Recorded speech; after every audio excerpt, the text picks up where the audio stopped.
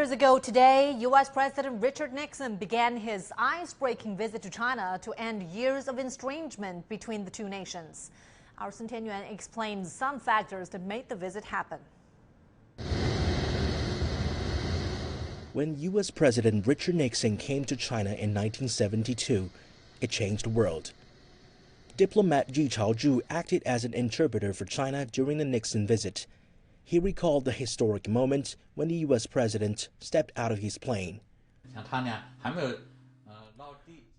Nixon extended his hand even before he set foot on the ground. Then Premier Zhou Enlai came forward and shook his hand. He said, "Your handshake has come a long way across the vastest ocean in the world."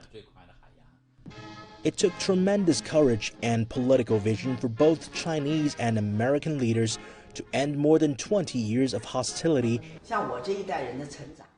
We grew up during the war to resist U.S. aggression and aid Korea, and under the U.S. embargoes, we called it U.S. imperialism.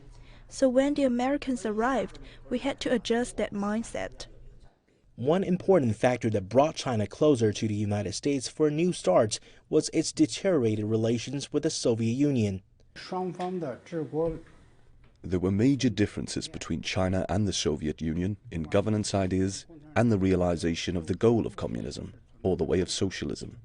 In fact, this major disagreement aroused a kind of vigilance in the Communist Party of China.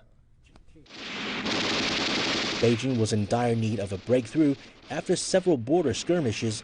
Relations between China and its former big brother hit a freezing point. At the same time, there was the pressure of the U.S.-led embargoes.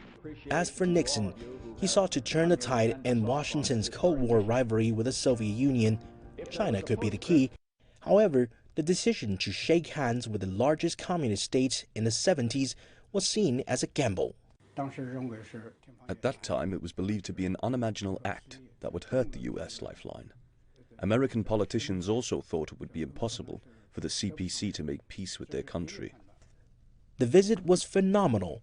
It paved the way for China and the U.S. to eventually establish diplomatic ties in 1979. For China, one of the most important achievements was the Shanghai Communiqué.